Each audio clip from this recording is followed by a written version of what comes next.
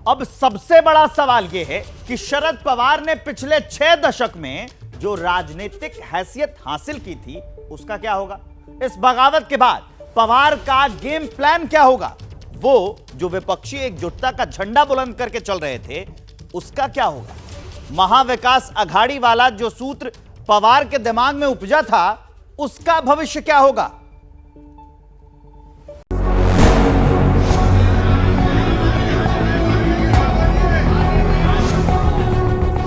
तारीख 2 मई 2023, जगह यशवंतराव चौहान प्रतिष्ठान, मुंबई। उस दिन शरद पवार की आत्मकथा लोक मजे संगति का लोकार्पण हो रहा था। हॉल खचाखच भरा था। सब कुछ तय कार्यक्रम के मुताबिक ही चल रहा था। शरद पवार का भाषण चल रहा था। उसी दौरान अचानक पवार के एक ऐलान ने सबको चौंका दिया। पवार ने एनसीपी का अध्यक्ष पद छोड़ने की घोषणा कर दी।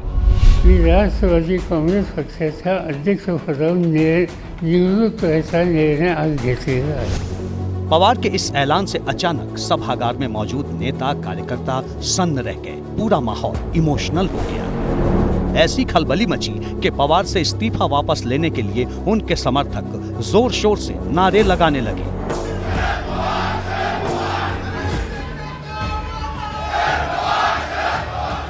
जयंत पाटिल, जितेंद्र आह्वान जैसे कई दिग्गज नेता तो रोने लगे। एनसीपी के बाकी नेता भी पवार को मनाने में जुट गए। आमच्या वतीनं की आम्ही तुम्हाला हात जोडतो, कृपया करून आपण या निर्णय तुम्ही जे घेतलेला आहे ते मागे घ्या। पवार ने इस्तीफे की घोषणा करके सबको हैरान कर दिया था। नेताओं ने पवार को घेर लिया था। उनकी मान मनोवल होती रही। एनसीपी कार्यकर्ताओं की नारेबाजी होती रही। लेकिन तब अजित पवार ही इकलौते नेता थे जिनकी बॉडी लैंग्वेज कुछ और ही कहानी कह रही थी। वो शरद पवार की भावनाओं का सम्मान करने की पैरवी कर रहे थे।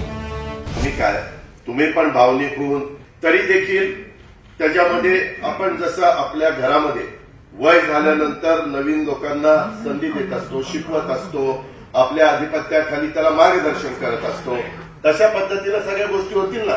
त्यामध्ये तुम्ही तमाम मान मनव्वल, तमाम नारेबाजी, तमाम कोशिशों के बावजूद उस दिन शरद पवार इस्तीफे के अपने ऐलान से टस से मस नहीं हुए। असल में 2 मई 2023 को शरद पवार ने जो इस्तीफे का दांव चला था वो एक टेस्टिंग थी, एक राजनीतिक परीक्षण था। शरद पवार ने तब एक दाव चलकर सारी अटकलों की हवा निकाल दी जो अजीत पवार को लेकर लगाई जा रही थी।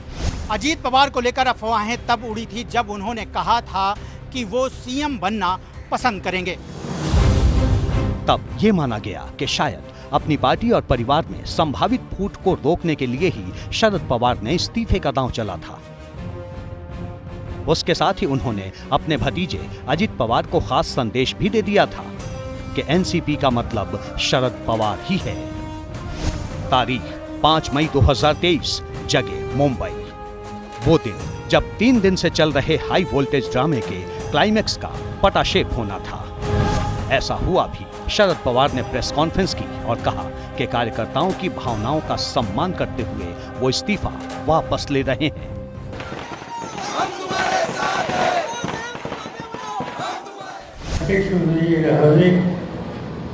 या निर्णयाचा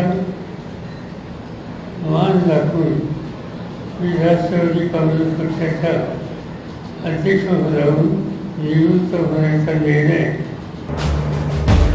82 साल के शरद पवार ने जो बिसात बिछाई थी उसका चक्र पूरा हुआ। बाद में शरद पवार ने अपनी बेटी और सांसद सुप्रिया सूले और अपने करीबी प्रफुल्ल पटेल को पार्टी का कार्यकारी अध्यक्ष घोषित कर दिया। सूले और पटेल को कमान सौंपकर एक तरह से पवार ने अपने उत्तराधिकार को लेकर भी स्थिति स्पष्ट कर दी। पवार ने भतीजे अजित पवार की बजाय पार्टी बेटी सुप्रिया सूले को सौंपने का रास्ता साफ कर दिया। मई महीने में एनसीपी में जो कुछ हुआ उसकी भविष्यवाणी शरद पवार की बेटी सुप्रिया सूले ने कुछ दिन पहले ही कर दी थी। तारीख 19 अप्रैल 2023, शरद पवार के इस्तीफे के करीब 2 हफ्ते पहले उनकी बेटी सुप्रिया सुले ने ट्वीट किया था, आने वाले 15 दिनों में 2 राजनीतिक विस्फोट होंगे, एक दिल्ली में और एक महाराष्ट्र में। प्रफुल्ल पटेल के साथ सुप्रिया सुले को भी पार्टी का कार्यकारी अध्यक्ष बनाकर शरद पवार ने अपना गेम प्लान साफ कर दिया था। शरद पवार के गेम प्लान में भतीजे अजित पवार के लिए कोई जगह नहीं थी। इससे अजित पवार की नाराजगी बढ़ती चली गई। अजित पवार की भूमिका को लेकर शरद पवार ने तब कोई स्पष्ट फैसला नहीं किया था, लेकिन राजनीतिक हलकों में संकेतों के बड़े मायने होते हैं और सुप्रिया सुले को कमान सौंपकर शरद पवार ने अपने राजनीतिक उत्तराधिकारी को लेकर संकेत दे दिए थे। तो 2 मई 2023 से लेकर 2 जुलाई 2023 तक पूरे 2 महीने, इन 2 महीनों के बाद पूरी तस्वीर बदल चुकी थी। जिन अजित पवार को सीनियर पवार ने साइलेंट कर दिया था, वो शिंदे सरकार में डिप्टी सीएम की शपथ ले चुके थे। शपथ लेने के बाद जब वो प्रेस कॉन्फ्रेंस करने आए तो उनकी दाहिनी तरफ वो प्रफुल्ल पटेल बैठे थे जिन्हें शरद पवार ने हाल ही में पार्टी का कार्यकारी अध्यक्ष बनाया था, और बाईं तरफ बैठे थे वो छगन भुजबल जिन्हें किसी दौर में शरद पवार शिवसेना से तोड़ कर लाए थे। अपने लेफ्टिनेंटों की बगावत से शरद पवार निपट अकेले हो गए। ना उनके भतीजे अजीत पवार उनके साथ रहे, ना प्रफुल्ल पटेल और ना ही छगन भुजबल। एनसीपी की इस बड़ी बगावत ने शरद पवार की राजनीतिक हैसियत को भी नुकसान पहुंचाया है। पवार उन कद्दावर नेताओं में थे जो 2024 में मोदी और बीजेपी के खिलाफ विपक्षी एकजुटता का एक महागठजोड़ बनाने में जुटे थे।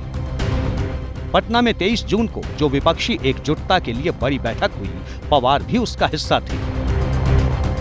उनकी बेटी सुप्रिया सुले भी उसमें शामिल हुई थी। आज देश में दिन ब दिन एक समस्या हम देख रहे हैं, जहाँ नॉन कांग्रेस गवर्नमेंट है वहाँ भारतीय जनता पार्टी हो, आरएसएस हो। शरद पवार इतने कद्दावर नेता है कि वे 6 बार महाराष्ट्र के मुख्यमंत्री, 6 बार विधायक, 6 बार सांसद और कई बार केंद्रीय मंत्री रहे हैं। लेकिन एनसीपी में इस बड़ी बगावत ने शरद पवार की अब तक की राजनीति को हिलाकर रख दिया है। विपक्ष में भी पवार की पावर जाती रही, वरना वो शरद पवार ही थे जिन्होंने विपक्षी पार्टियों की जुलाई में शिमला में होने वाली बैठक का वेन्यू बदलवाकर बेंगलुरु करवा दिया था। लेकिन ऐसा लग रहा है कि अब शरद पवार का पावर गेम खत्म हो गया है और वो जिस महाअघाड़ी को रचने के सूत्रधार थे, वो पहले शिवसेना में हुई बगावत और अब एनसीपी में हुई बगावत के बाद मिट्टी में मिल गया है। अब नजर इस पर रहेगी कि शरद पवार आगे क्या करते हैं। जैसे ही घड़ी का काटा दोपहर 2:30 पे आए, बबीता जी का दिल सास बहू साजिश के लिए मचल जाए। और ये है इनकी बहू, पूरे दिन ऑफिस की टेंशन हो जाए गॉन जब ये करें अपना फेवरेट शो फ्री टाइम पे ऑन। इनकी तरह आप भी देखिए अपना फेवरेट शो अपने टाइम पर और डाउनलोड कीजिए एबीपी लाइव ऐप अपने स्मार्ट टीवी पर।